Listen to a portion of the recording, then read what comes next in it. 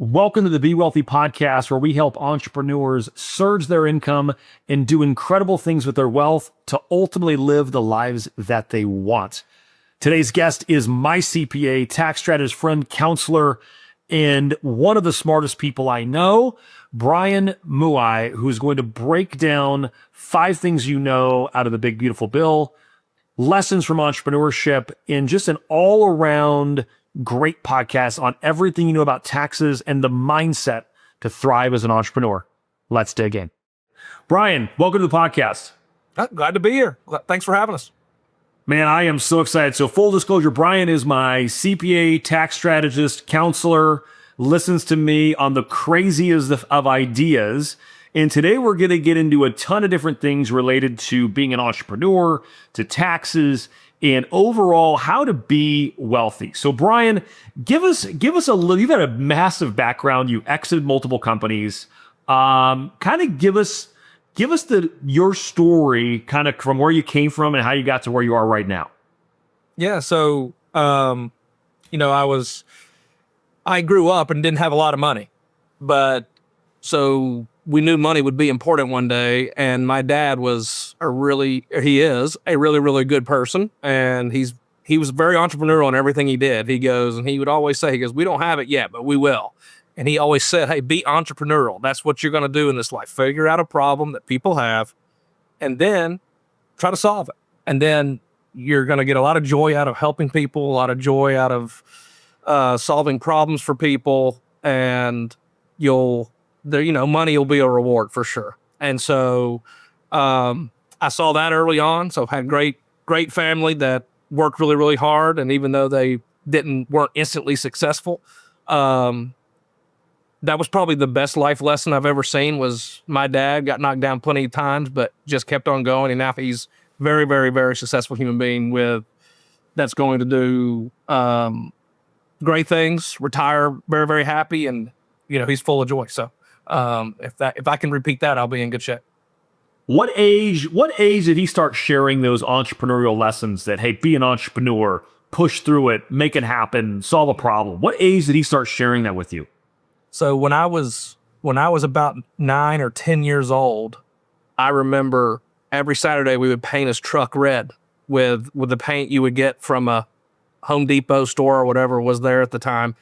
And that was just so his truck would look better when he went to the wallpapering job he was going to that week at the hotel.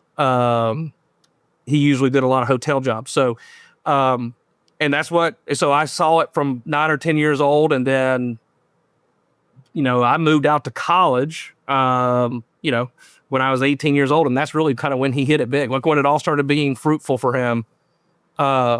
He made the right relationships at the right times over all those years. People saw his work ethic and all that. And so I got to see it pay off before I even started my personal journey. But I got to be a part of his journey for about 8 years, really. So you got to see not having money, the entrepreneurial, the failings, which are really just different ways to learn, right? To learn what didn't work. And you got to see all that. At what age did you start to see, all right, hey, my dad started to become successful? Because I had a similar experience. What age did you start to see it turn a little? Well, I came home from college one time on the way to a football game, and he had told me that what he was building. He was building a giant hotel for a really, really reputable name in a really reputable place. And he did. He told me, he goes, I hit it. He goes, this is what I'm going to do the rest of my time. And he's been doing it ever since. He's starting to wind down now, but he's built hotels for the Olympics. He's built hotels for the who's who. Like he's done really, really well. But I saw it my freshman year of college. Okay. That's when you saw he's on the map now. That's right. Oh yeah, for sure. So the one I think about, Brian, I think wealth shapes our story. And I think it's when we're 10 years old around the dinner table. And I always ask the guests the same 4 questions, which the first one is, when money was talked about, not did you have any, was it scarce or abundant? You already said, man, it was abundant, right? I mean, same story of my dad. We didn't have any money, but man, he was abundant. It was all the money was out there. We just had to figure out how we were going to get it. Sure. So it wasn't that. The second question I always ask was money when you talked about it with your family and you heard about it 10 years old, was it applauded or feared or criticized? I'd say applauded. I mean, we looked at money as a reward. I still look at money as a reward. It's just the way the world works. It's not the only reward. It's not the reward I chase the most, but it's definitely a reward. Absolutely. When you think about wealth today, because it's so much more things than money, Oh, yeah. what does wealth mean to you today when you think about it? So wealth to me is I get the freedom to do what I want to do.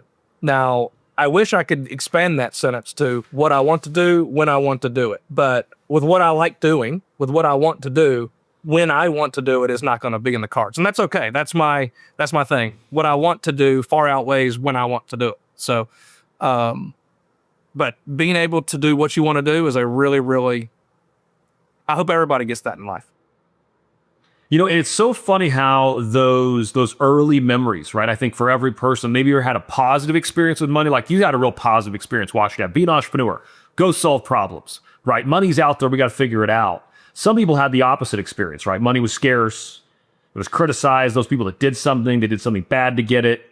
And for people listening, right, they've got to reframe that story and take the positive. It was great. Pack that in there and keep it forever. If it was scarce or negative of money, you got to rework that. And so I want to go to some of your early entrepreneurial days, right? So give me the first investment. I've got some notes here, but I love this where the lesson where you learned about leverage. So you're out there you're cleaning bricks. Yeah. So walk us through that story.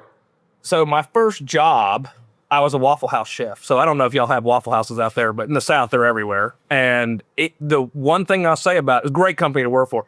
And when you say chef at Waffle House, then let's interrupt you. When you say chef, I mean, what are we really cooking at Waffle House? Is it largely putting the cake batter in a waffle? You're just a shorter cook. Yeah, waffles, eggs. Like I still cook eggs for my kids at home with the Waffle House recipe, and they love it. They won't anybody else's eggs. So funny. But that job taught you to talk to strangers because that's what you did all day. You saw people and then they would come back. When you saw people coming back and talking to you and say, hey, Brian, when you got a minute, come over here and talk to us. Tell us what you did last week. Yeah, that's a really good life skill.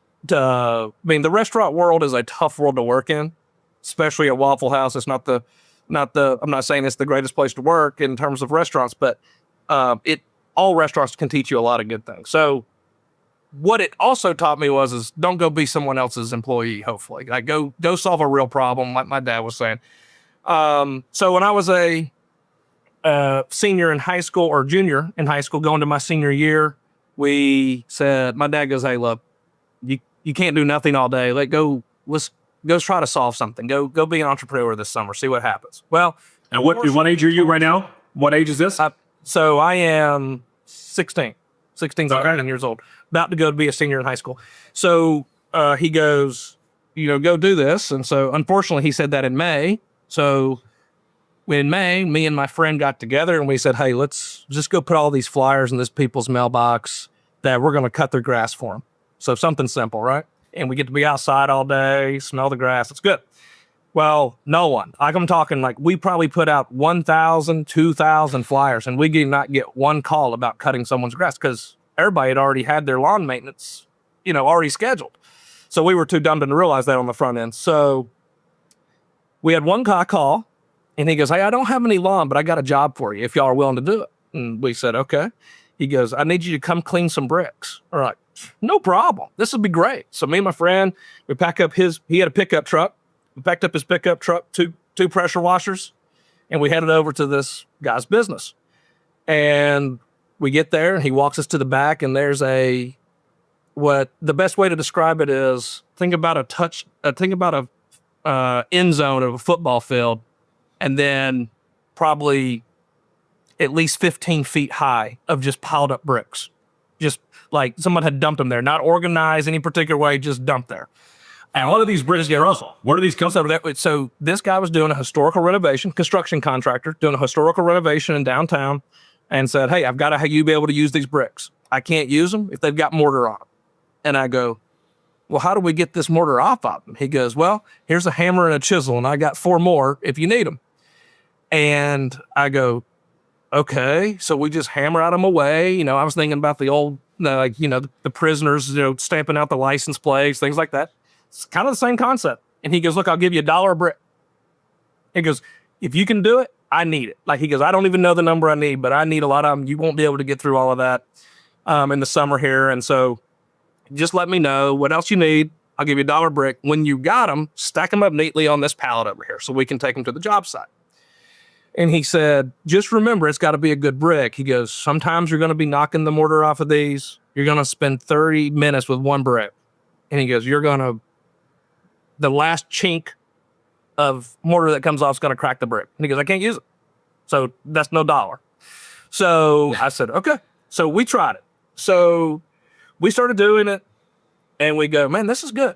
We're making some money. We got 2 orange Home Depot buckets that he had in the corner. We turned them upside down, just sat there and just hammering these bricks out.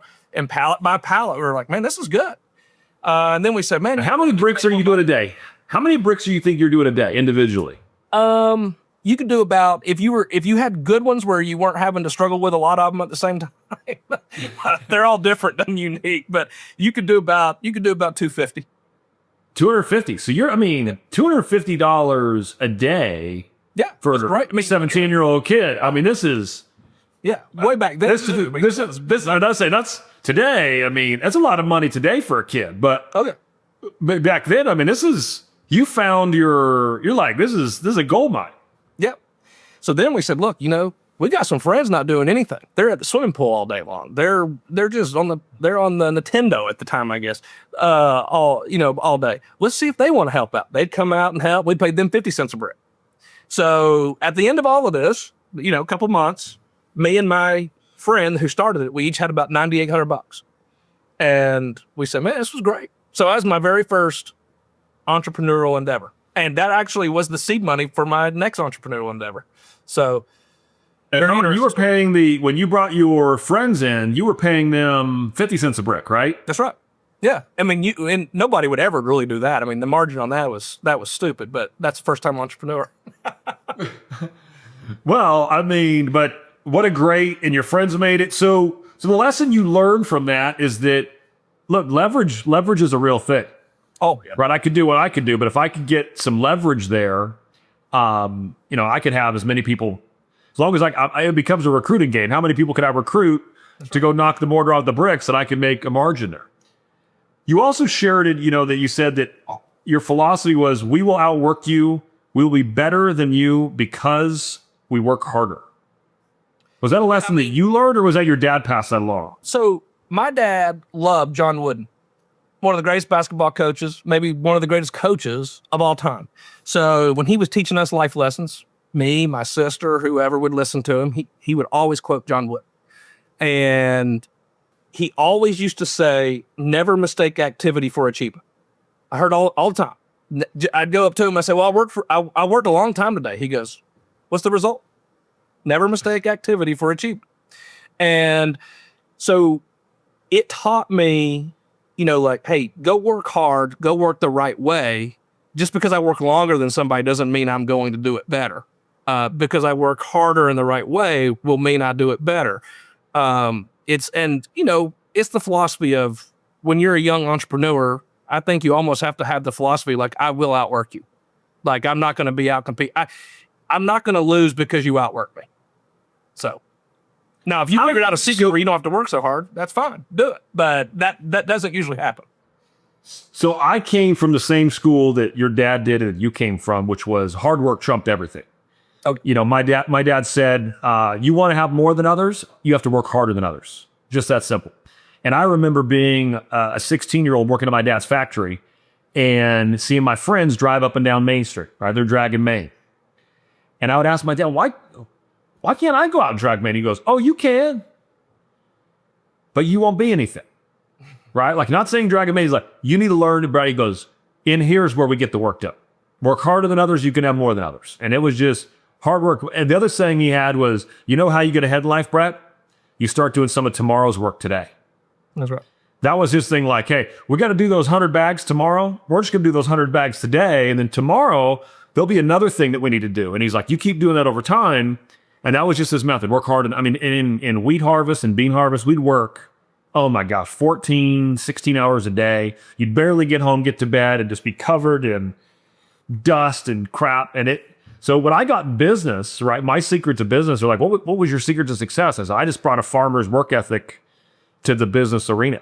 When I found out in real estate, I could pick up the phone and call people and make like a $6,000 commission. I was like, well, is there a limit to how many of these I could do? I mean, do I got to throw some beanbags somewhere? I mean, wait a minute, I get to use my phone in an air-conditioned office, and they're like, well, I'm like, how long should I call? They're like, well, if you really want to be successful, you should be talking to people 3 hours a day. And I'm thinking, 3 hours a day? I was working 14 hours a day doing brutal things. So it's interesting how those lessons, like you said, can you do it smarter? Can you use technology? Can you use leverage? Can you use all those things? I think those things come later. I think hard work is the framework we need to get back to. And it became this bad language in our world today, like where, oh, Brian, if you're working hard, you don't have any balance. It's like, I don't know that that's reality. Yeah. Well, if you're doing something you like doing, then, I mean, I want to work hard at it. I mean, and just what you were saying earlier too, like if you have 100 bags you're going to do tomorrow and you can do some today, but you're not going to do them because it's on your checklist for tomorrow, like that's the person I want to compete against. Because, I mean, there was another John Wooden quote that my dad always used to say. He goes, look, you should give 100%. And if your 100% allows you to go do something else, that's fine. But he goes, you should give 100% because you can't give me 110% tomorrow to make up for your lack of effort today. You only have 100% to give. You don't have 110% tomorrow. You can't make up today's shortcomings with tomorrow's successes. Like it's just that's not a good way to do it. Like you definitely want to, if you can do it today, let's do it today. And if you put it off, then that's the person I want to compete against. Because I'll do it. Yeah, I love that. So your second entrepreneurial journey, is that where you went to the landscaping business? I did. So when I was in college. Yeah, I was in college and had a friend that was going to be a landscape architect. Couldn't find a job he wanted. And I said, well, we'll start a business together if you want to. So we did that. It still goes today. While I own the most of it, I still own the majority share. I do not do one thing with it.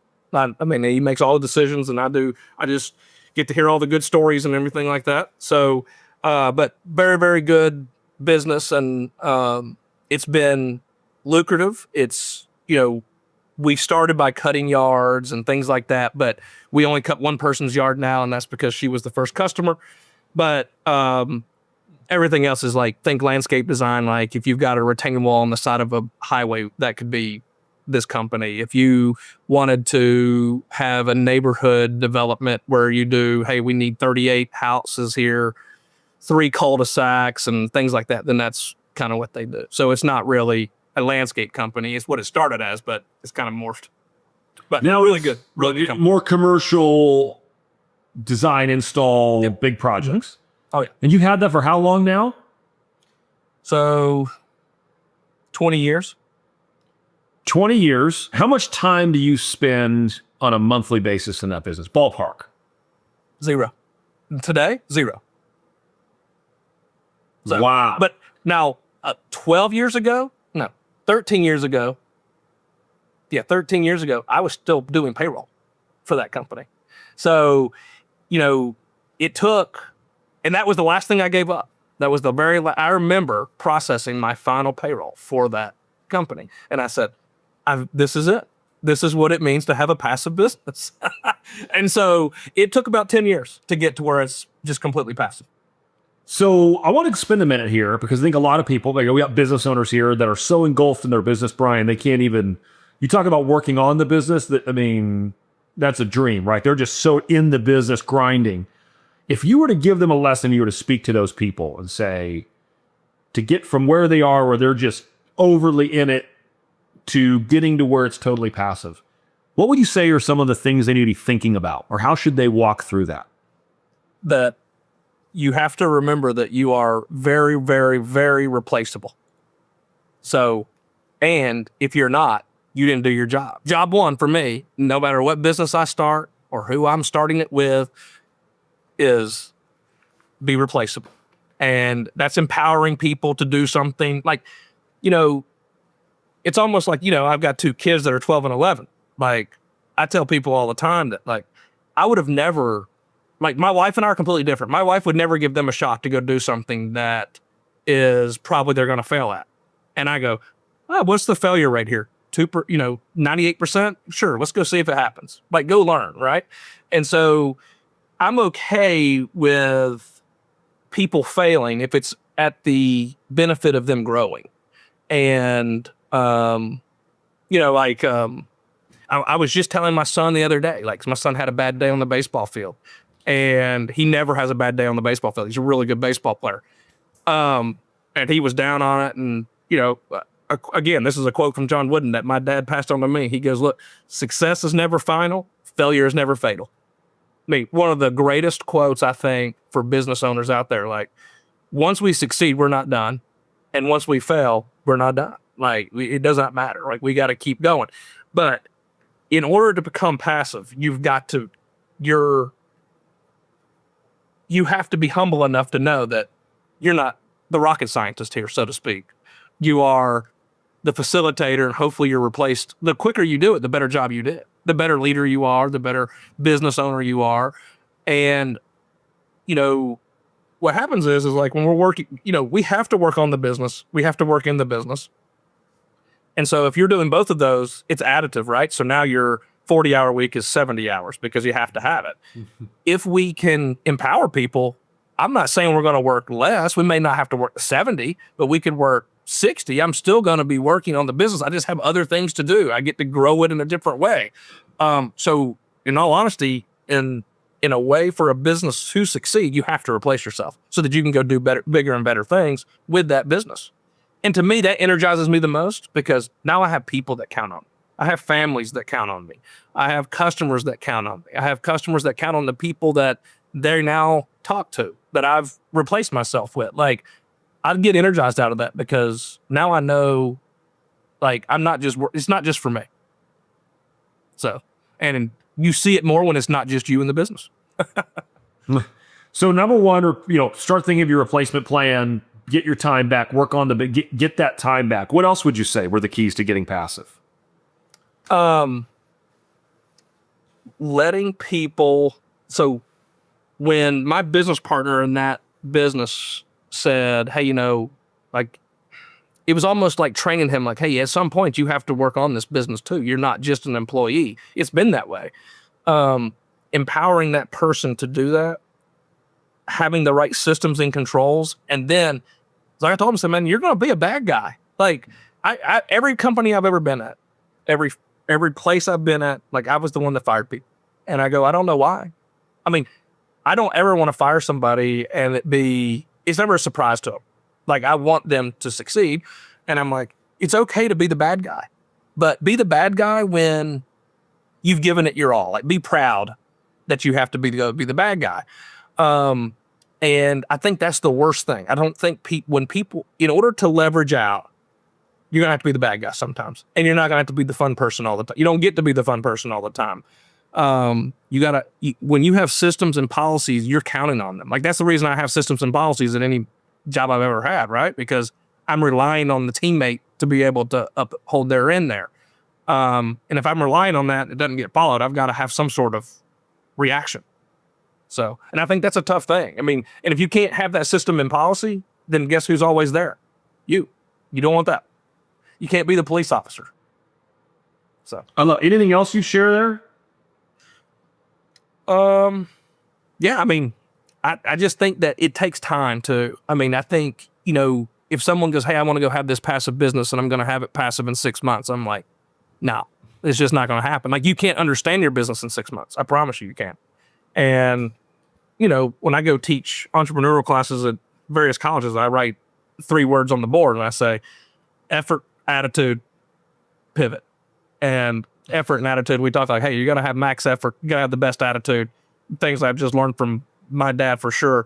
But then pivot, like, you're not going to be successful at what you think you're going to be. Like, it is going to change. It's going to be the 18th iteration, so to speak, right? It's going to be something. Like, it's not going to be what you thought.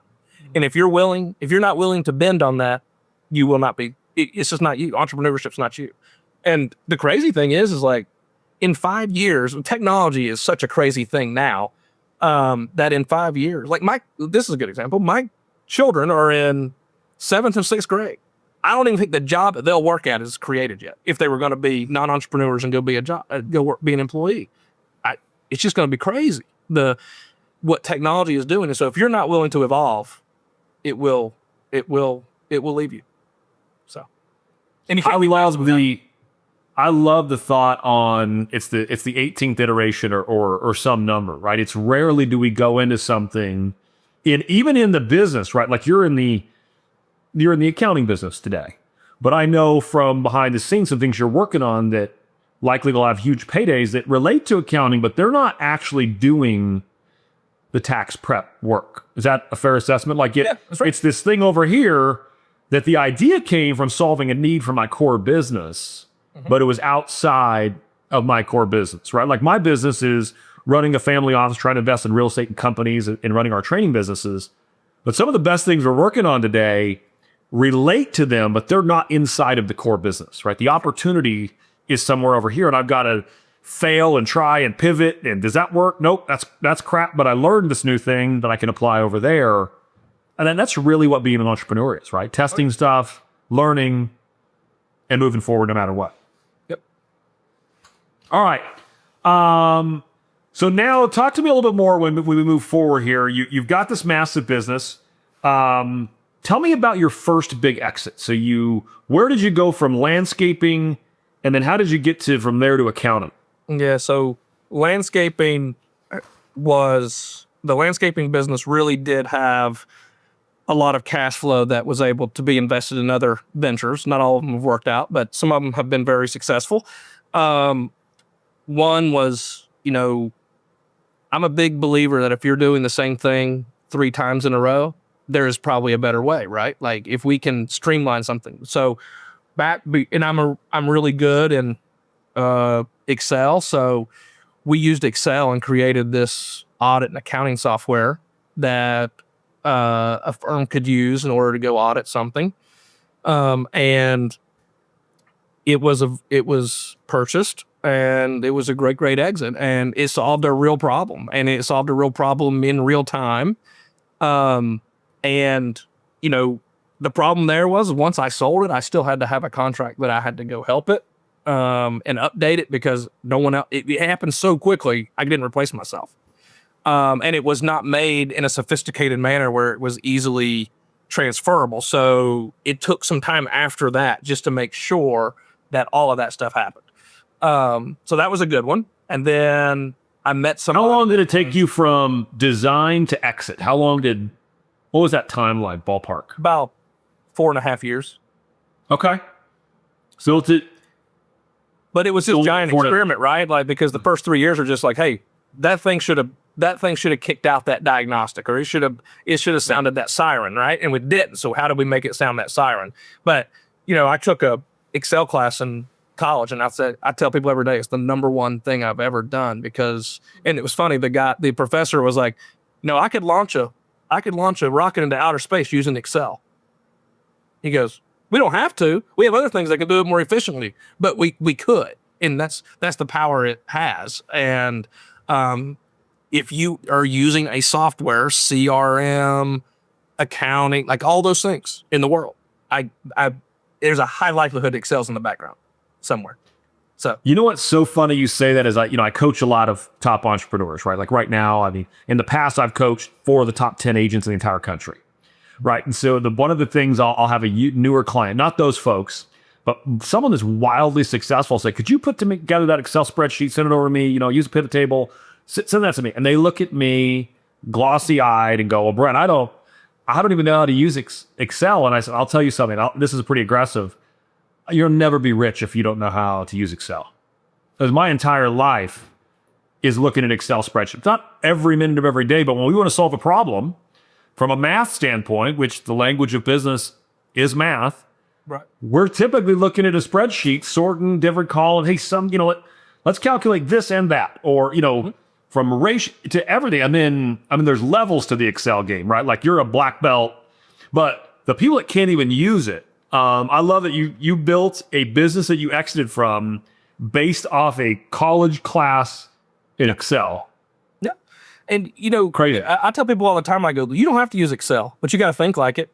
And I go, if you're going to think like it, you might as well use it. It teaches you the right way to think, I think, through a project. It's like, there's a reason that all of the columns are the same width, or they can be modified. It's rows and columns. You can think about a business in rows and columns, and it's hard to think like that if you don't think it's possible, but it really is possible. So, so that was a really good one, and solved a real problem really quickly and in real time. And then that kind of rolled into, I met a guy that he was a very, very smart engineer, and we did steel recycling. And everybody goes, I don't know what steel recycling is. It's not like you put it in your recycling bin at your driveway and take it out to the thing for the recycling truck to pick it up. So steel recycling, there's a lot of waste and metals and steel and things of that nature. So you would go pick up truckloads of waste from steel manufacturers and things like that. And then think of a little shaker, right? That's got holes in it. Well, it goes to the first shaker. It's got big holes. All the big steel falls out. Small holes. All the small stuff falls out. Then gradually gets bigger and bigger and bigger. Well, he had 93 patents to make this work. So big thing. Wow. And, some steel, he got it to a point, he was so sharp, he could get the steel to a point where we couldn't even use it in the United States. It doesn't meet the codes and processes of the United States. So he had to send that overseas to like China and things like that would have another system in order to utilize it. Like no one had ever really done this before. So we knew that would be a big deal.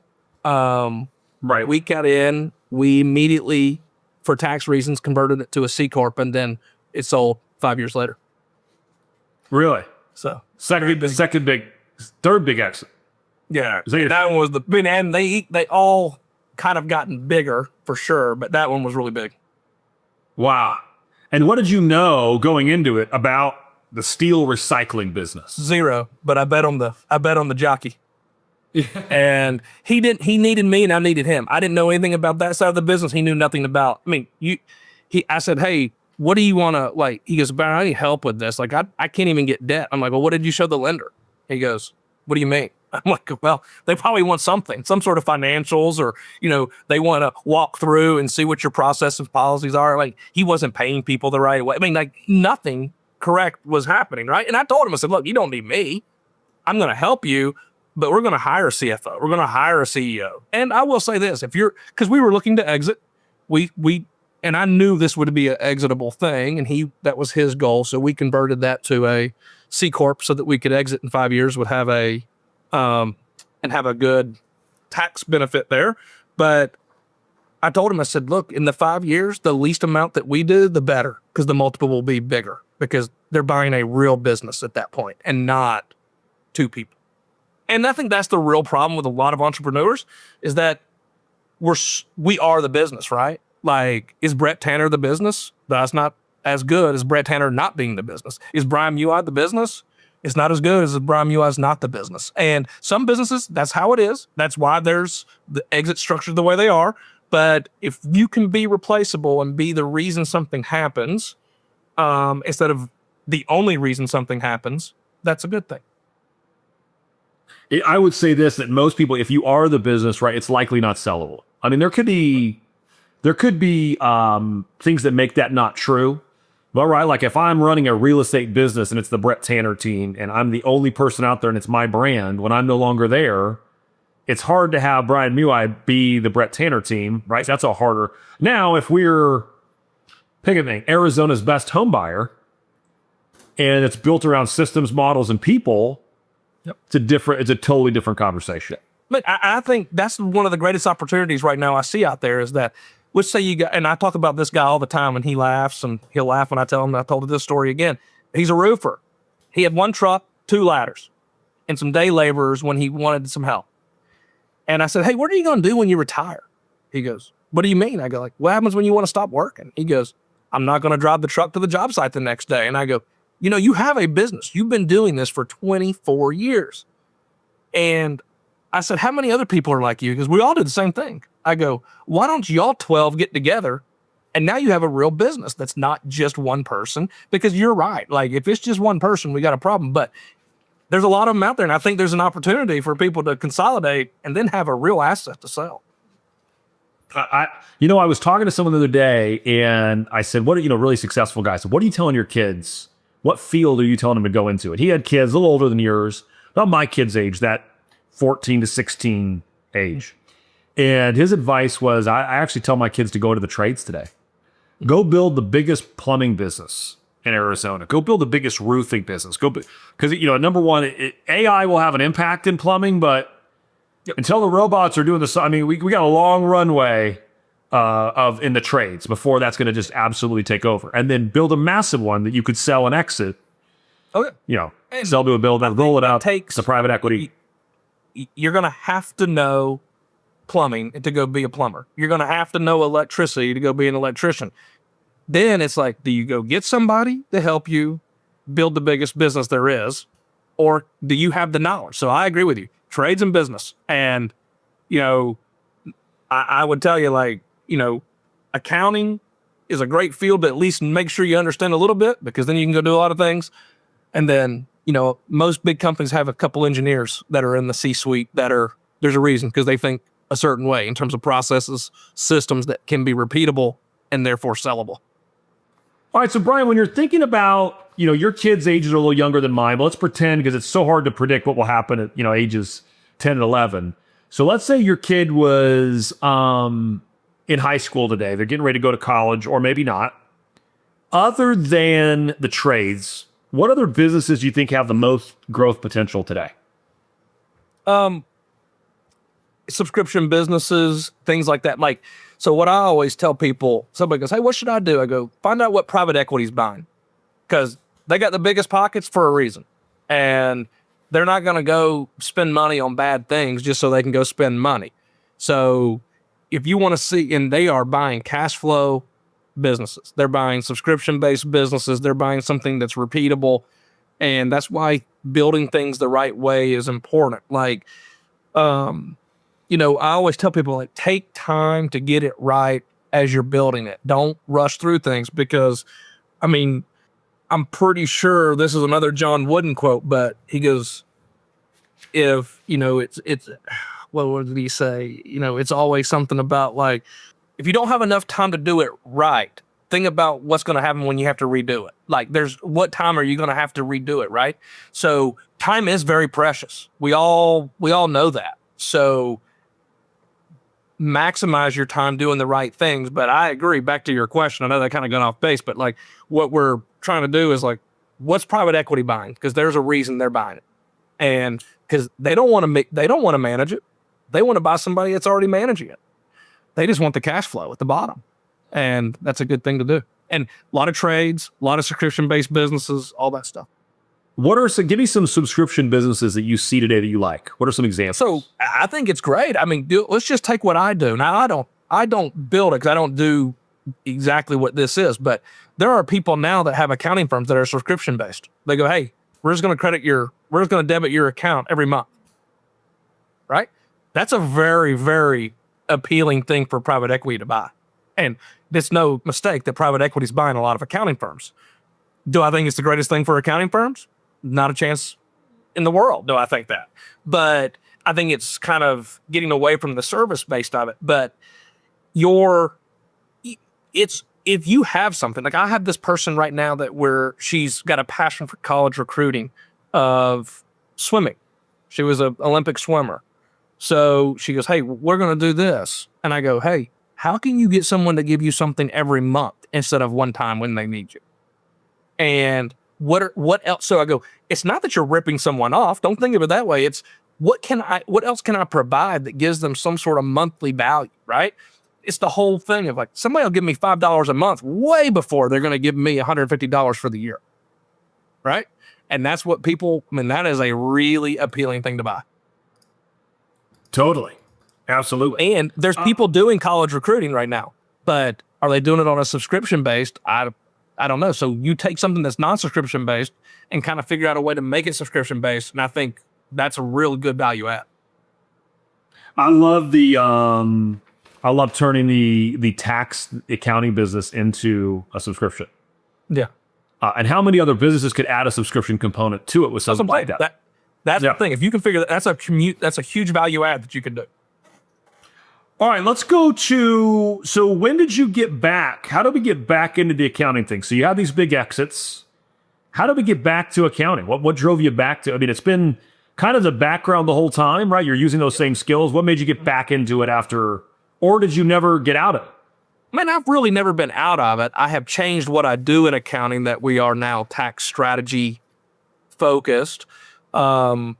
And we obviously do tax returns and things like that, but we're trying to be more tax strategy. And the returns can be done. We've got a system to do the returns, but it's like, why do we do it? It's because it's what we wanted. I say, when I get out of bed every morning, I love to go help people solve problems. And the biggest problem for most people is tax. And when I sold my first business, Uncle Sam got a lot of it. And when I sold my last business, he got none of it.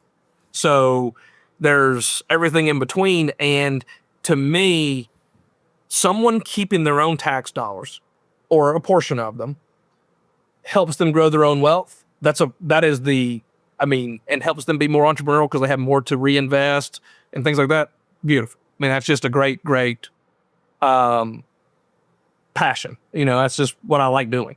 So that's why I'm back to it. But I'm hoping that I'm growing that passion with other people so that it's not just Brian Muia's thoughts. It's we have a good team here, and so it's working pretty well. I love it. I want to transition to tax strategy because that's what you do. I think. I mean, you do a million things that are brilliant, but I think this is where you absolutely shine. You've added incredible value to my life. So, what are the top? And you could pick top 5, top 10. Our one big beautiful bill just came out. Yep. So when you are advising clients, let's assume they're business owners, maybe they own real estate.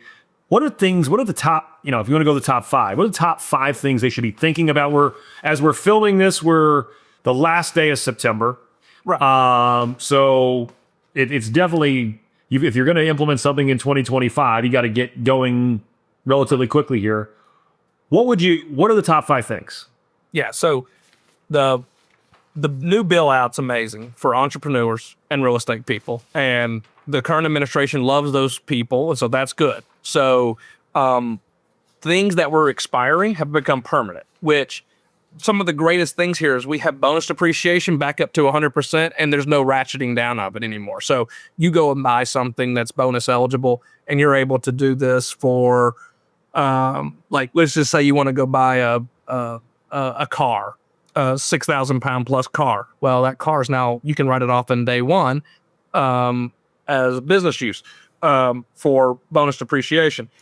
The other thing that's nice is, and a lot of people forget this, but because it's not really a real estate thing, it's more of a non-real estate depreciation, but Section 179 is huge. So that went up from $1 million to $2.5 million. So somebody could go buy $2.5 million worth of equipment and it's all written off on day one now instead of being depreciated over 5-6 years. And that's insane amount of capital preservation. So huge, it is rewarding you for investing in your own business. What's the max on the equipment purchase? 2.5. 2.5 million per year. Per year. Wow. So it's called Section 179. So qualified business income, the free 20% that they're giving us, that's permanent now. Now, it's unfortunate when I look at someone's tax return that's coming on to be a client, usually they have not maxed out qualified business income. And it's just the free deduction. Like, we got to do the planning in order to do that. So in your last quarter here in 2025, make sure that you're doing your planning for that. R&D, so research and development, is now immediately expensed. It was being amortized over 5 years. And there's R&D credits that still exist out there. So you can have something where you're doing R&D type of work, where you're trying to develop a system, where you're trying to develop a product, a client service model. Lots of things will qualify, especially if you're starting a new business or you purchased a new business and you're newly operating it. That R&D is now immediately expensed and gives you a credit. So you're actually leveraging your own invested dollar, because you're going to get not only the tax deduction, but you're going to get a credit as well. So very interesting. The two big things I'll say from the Big Beautiful Bill Act that I think not everybody's talking about, but if we're starting a new business or we have a business, that we can convert to a C Corp. We can do qualified small business stock. Qualified small business stock used to be hold a C Corp stock of your business, small business, for 5 years and get a $10 million tax-free exit. That's phenomenal, right? We can't argue with that. Like that's phenomenal savings. And when did that savings happen? 5 years ago, because you planned for it 5 years ago. So it's not one of those things you plan right as you start exiting.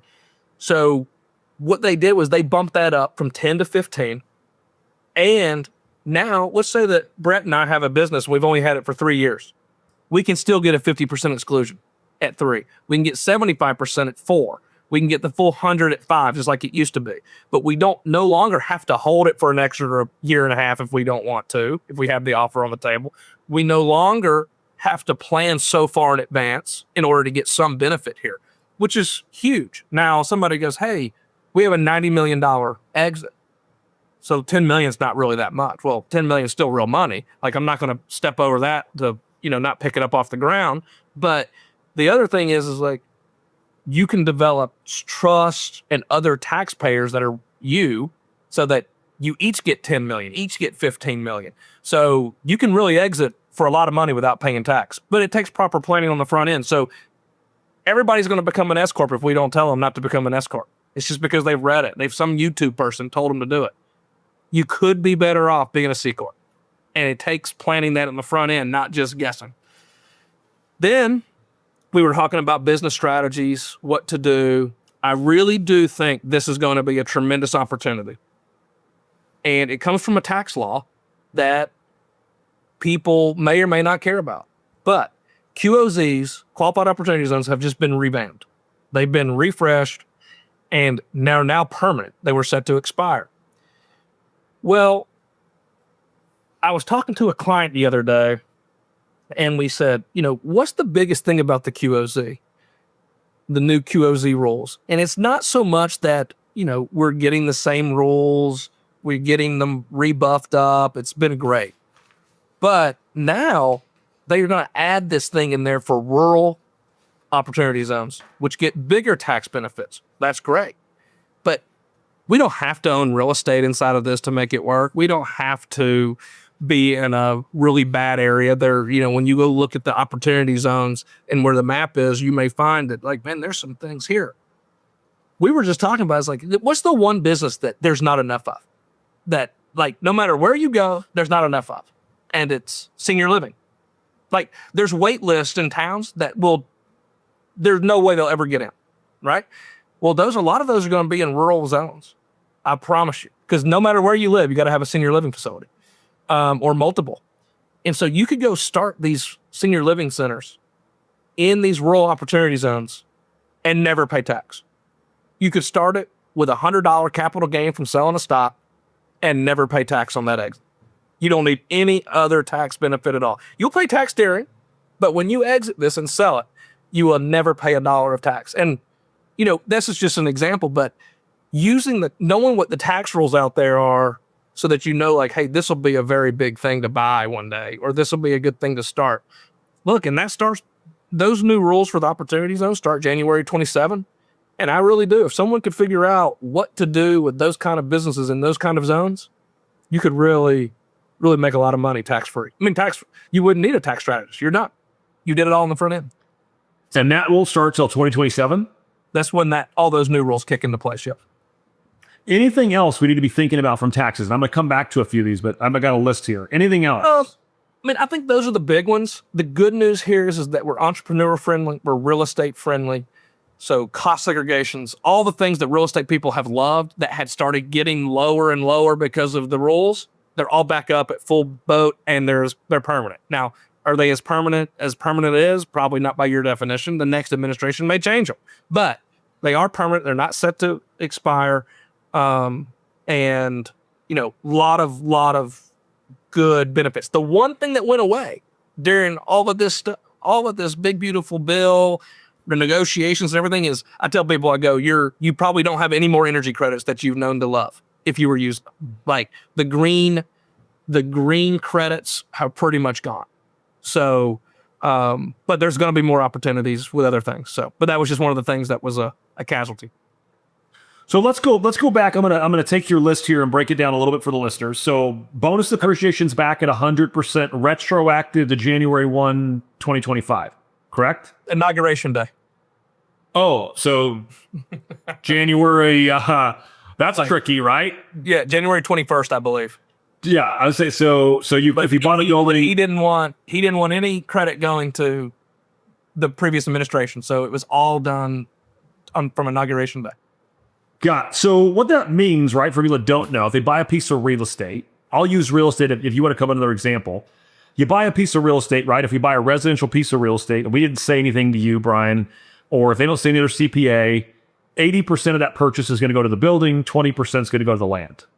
And that residential building is going to be straight line depreciated. So you take that 80% divided by 27 and a half.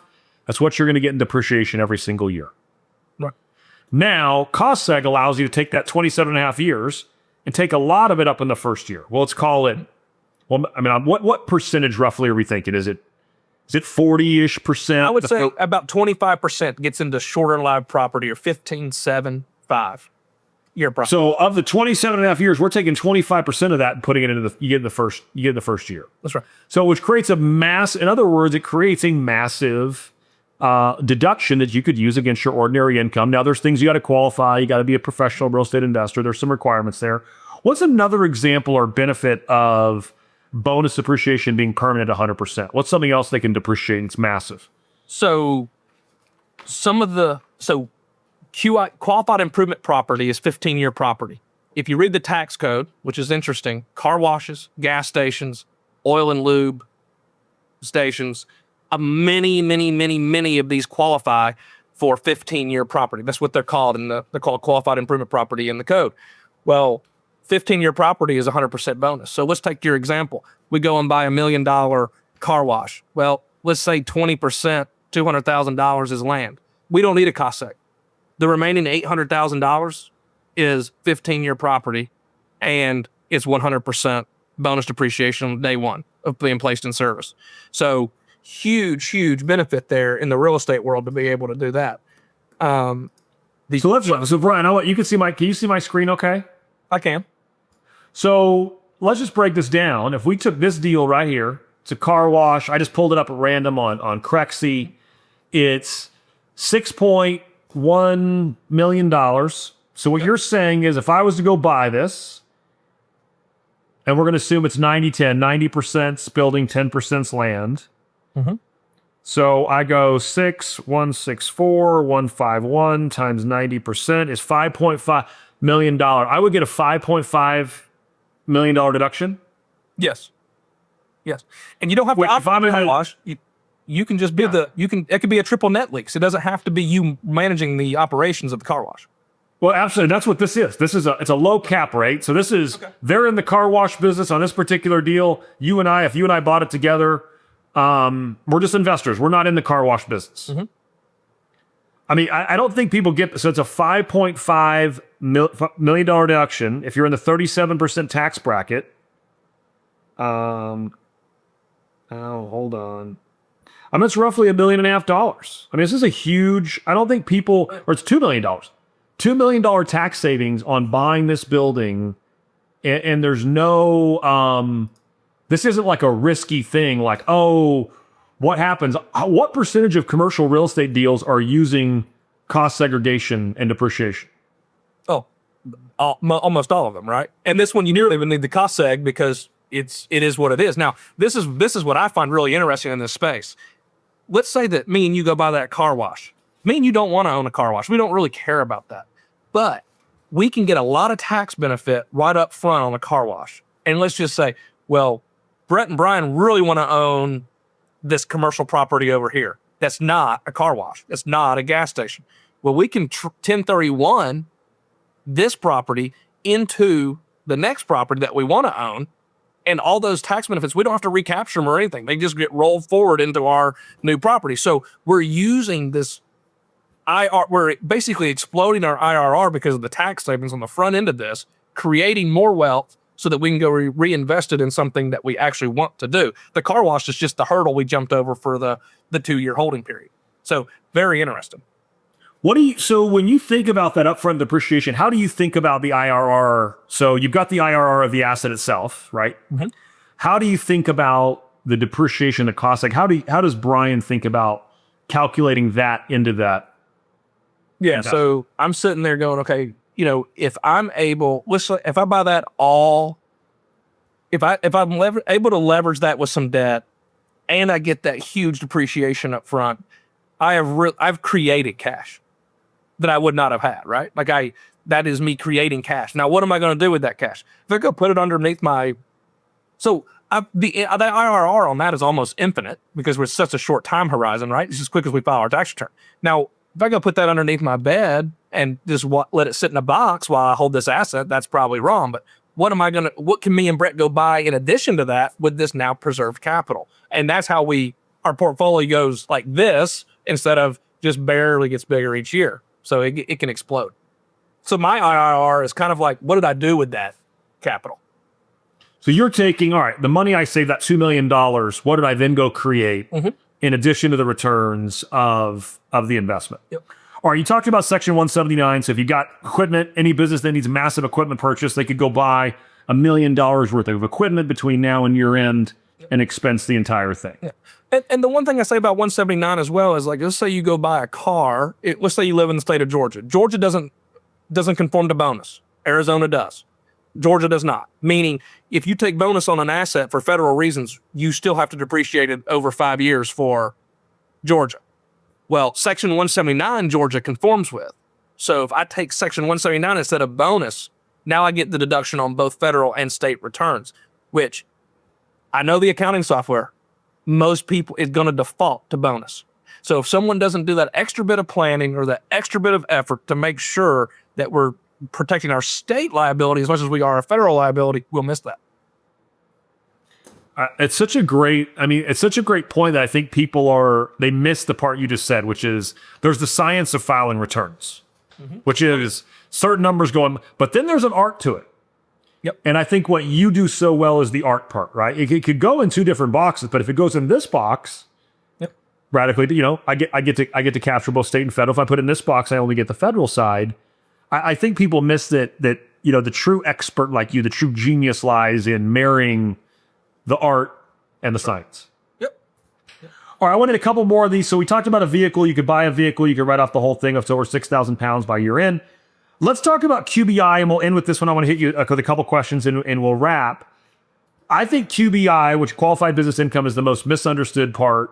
And in our events, our mastermind, my coaching clients, and I'm like, did you ask your CPA or accountant? Did you take advantage of QBI? And what do they all say? Oh yeah. I said, well, that's not the right question. The question is, did you maximize it? Because if you did not, odds are, especially the smaller the business, right? If it's less employees, you may have had to increase your wages to be able to take advantage of the 20% net income. Could you give us a short explanation of QBI, how it works, and what they should be looking at, and how they should be thinking about it? Yeah. So your QBI is going to be 20% of your income. So let's say you made $100,000 of net income from a business. You only get taxed on 80 because you get a 20% deduction if you preserved it. So that's going to be the most likely thing is you're going to be capped at 50% of wage. You've got to have 50% of wages as the threshold. So let's say you only paid yourself $10,000 because you didn't want to pay payroll tax. Okay. That's short-sighted because you just stopped your QBI. Instead of at $20,000, you stopped it at 50% of 10, which is $5,000 because you didn't want to pay yourself. The money's all going to you. We would have paid a little bit extra payroll tax and saved another $15,000 deduction. Big difference. And the payroll taxes are deductible. So we're not like we're not having to give away the farm here. It's still a good business decision. But additionally, though, they may have another plan. Like they may have a cash balance plan or some defined benefit plan that's actually the contributions are based on payroll. Yep. So it may actually unlock, there may be additional benefit outside of the tax side. There could be some additional wealth building things that by increasing my payroll, I'm able to put more money away into another vehicle. Yeah, the people that have an S-Corp so they don't pay themselves is that's flaw one, right? We can't be like that. Why are we not paying ourselves? That's what we have to ask. Why are we not paying ourselves? Are we okay with that? Or should we be paying ourselves? Why or why not? And then, it's the other side too, right? So we have people at QBI that will do all the things. Like Brett there will come, he'll go, hey, we've got $100,000 of income. I'm going to pay myself $40,000 so I can make sure I maximize my QBI. Well, Brett's done other things. His taxable income's not even that high because he's done some things like, outside of that business. Well, we get capped at 20% of our taxable income as well. So now you just paid yourself for no reason if that was the reason you were paying yourself. So it takes full planning. And my thing is this, I always tell people, I go, you work with your CPA, you work with your accountant, you work with your tax preparer, you work with yourself, whatever it is. If you can tell me why you have maximized your QBI or how you've maximized your QBI by the time you sit down and eat turkey for Thanksgiving, then I'll believe you. But if we're guessing, I guarantee you we'll have a surprise in April. I can almost guarantee it because it's not an easy calculation. Like if we're doing tax planning, the tax plan takes 5 hours, QBI probably takes an hour. Just because there's so many moving parts. Every lever impacts the other lever. So QBI, so if you're listening to this and you need to go to your CPA right now or reach out to Brian and ask, not did I use QBI, but did I maximize it? What was left? What could I have done? So before we go to the final, Brian, what are the top five? You file thousands of returns. You filed probably tens of thousands in your career or more. What are the top 5 mistakes or the top mistakes you see business owners make? Not having timely accounting. Because if you don't have timely accounting, you will miss the deductions. Like it's hard to make a decision on something you don't know. If you know it's happening, even if it's not, you're saying, hey, it may or may not be deductible. At least you were able to decide at that point and put it in a different bucket. But if you're giving me financials, like I have people right now that still haven't given me financials for 24. Okay, it's September of 25. So from a business operating point of view, terrible. Taxes, even worse, because we're probably giving money away. The second thing is people are afraid of deductions. I say it all the time. I go, in this day and age where social media is such a big thing, where real estate is so, like, you are the brand, right? Almost everything you do could be argued to be a deduction because you're growing your brand, you're growing your business. Just because it's cheaper to advertise now because we can do it on social media doesn't mean that what I'm doing to put on social media is not deductible. So I think people sometimes are afraid of deductions. People that are not proactive are going to fail. They are going to pay too much tax. So being proactive, making sure you know what each decision you have, and what that tax impact is very important. And then, like, to me, right now, things are changing so quickly. Like a tax strategy I had a week ago, it's morphed into maybe something different at this point. Like, just because of the time of year, the Big Beautiful Bill Act and all those things, you need to be in touch with your tax advisor periodically through the year, not just once times a year. And if all you're doing is having a tax preparer, that's fine. But know that you're leaving something on the table. You need a tax strategist as well, or you need to do tax strategy yourself so that you know, like, hey, this is what's out there right now. This can help me save on taxes. And the last thing I say, and I tell people this all the time, I go, you can pay zero tax. I can make it where you pay zero tax. You just do these 6 things, you pay zero tax. Now, everybody's 6 things are different, but I go, hey, we'll pay zero tax. This is what we got to do. If that's not goal congruent with your investment goals, life goals, wealth goals, then I just gave you the worst advice in the world. You pay zero tax, I win. You don't, because it's not goal congruent. And meaning when you go to your bank and you try to get a loan. That's right. Yeah, that's right. You're not banking. Maybe you needed some tax, right? And I also want to say too, once we get down to the 24% tax bracket, the juice is not worth the same squeeze as all the other things. If we're in the 37.5 bracket, that's a lot of money that we're having to shell out. And then it goes down. But once we get to 24, 22% tax bracket, we kind of like that because we don't have to pay zero to feel like we've done it. Like, we have people that made millions of dollars that are having an effective tax rate of 11%. We'll take that, right? That's good. And just remember, offsetting the last $50,000 of tax, you're offsetting no tax. The last $50,000 of income, you're not paying tax on.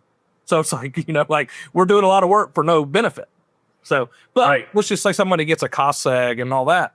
Let's say you go down to zero. That's fine. I'm not saying don't. I'm just saying don't. Just realize like we're offsetting less tax at the bottom brackets. So. Well, and I want to go back to your thing of being proactive. My definition of being proactive is how many times are you meeting with your tax strategist outside of tax season and filing the returns? Right? We got to meet with them whatever it takes to file the return. How often are you meeting with them outside? Right? I love I talk to you probably more often than you would like. But we meet like January. I want to meet like July. Hey man, here's a recap of my first half of the year. Here's likely where I'm going to land financially. What's new? Here's some big moves I made. Right? Because you don't know everything I'm doing every day in the business, but hey, I bought this big thing, or I bought this car, or I bought this business, or I sold this, right? So being able to convey that to you gives you perspective, and you can give me better advice. Starts with record keeping and starts with being proactive, having great financials. Yep. So critical. All right, I want to switch gears as we're wrapping up here. I know you're a big reader. Everyone is. What are your top books you recommend to people? Or what are you reading right now that you really like? So I like almost anything leadership. I almost like everything John Wooden or elite athlete, just because of the way they think about something. To be that good at one thing is amazing to hear them talk about it. So, but right now I'm into micro learning, where I do a podcast on the way home. I'll do some sort of YouTube video or something. Like it is the ability to micro learn is unbelievable right now. And it's not a commitment of a book or anything like that. But, I tend to go to why wouldn't I want to know how Michael Jordan thought? He was the best, right? Like, why not? Like, what part of that was his business and he was the best at it? Why not know how he thought about it? So. Yes, I love it. As we're wrapping up here, what would you say to your 21-year-old self, going back? You gave one piece of advice. What would it be? Well, I got lucky. I think my dad did give me a lot of advice, my parents and family and everything. But I mean, I think the thing that I've learned over the years with my own failures is be able to pivot. Like, and that's why it's just such an important word to me. Like, it is going to be the nth iteration. It is not going to be example one. It just won't happen. And so, and it takes a lot to say, man, my idea is not that good. I got to change it, especially when there's other people involved and all that. But after you see it work a few times, you feel a lot less embarrassed to change your idea. I love that. Brian, if people want to reach out to you, what's the best place they should go? We'll include it in the show notes, but where should we send them to? Yeah, so I've got a Calendly link that you can share, and then I've got a email, and we got a website with a contact button. So all those things are good. Cool. We'll include all that in our show notes. Brian, you were incredible. Thank you so much. Thanks for all you do for me and all the clients we send your way. We appreciate you. Okay. And I'll look forward to chatting with you soon as we get some strategy sessions soon. All right. Bye-bye. Thanks, Brian.